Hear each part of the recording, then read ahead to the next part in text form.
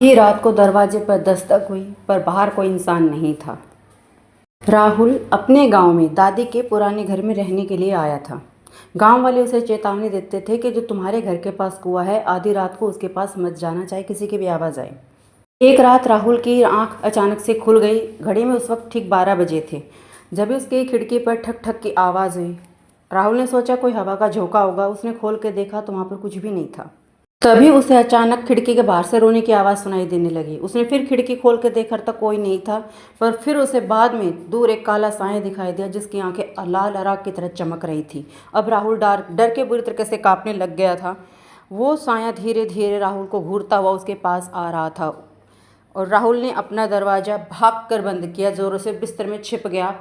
पसीने उसके छूटने लगे। तभी उसके दरवाजे पर ठक ठक की आवाज़ हुई। किसी ने बाहर से दरवाजे को ठुकठुकाया। तो वैसे ही कांपते हुए आवाज़ में राहुल बोला, कौन है? तो दरवाजे के बाहर से आवाज़ दी, बेटा राहुल मैं हूँ, दरवाज़ा खोलो। तभी राहुल को याद आया कि उसकी दादी तो 2 साल पहले ही मर चुकी है। तभी दरवाज़ा अपने आप खुल गया और ये सीन देखकर राहुल का दिल ज़ोर ज़ोर से धड़कने लगा। राहुल इसी सोच में बैठा था कि तभी वो साया, काला साया उसके कमरे में उसके सामने खड़ा था। उसकी लाल आंखें आगे की तरह जल रही थी और लगातार राहुल को घूर रही थी। उसे देखकर राहुल की चीख निकल गई। राहुल ज़ोर से चिल्लाया। सुबह जब गांव वालों ने घर का दरवाज़ा खोला तो घर अंदर से खाली था, वहाँ पर कोई नहीं था। कहते हैं आज भी रात को उस घर के पास सही 12 बजे चीखे की आवाज़ सुनाई देती है।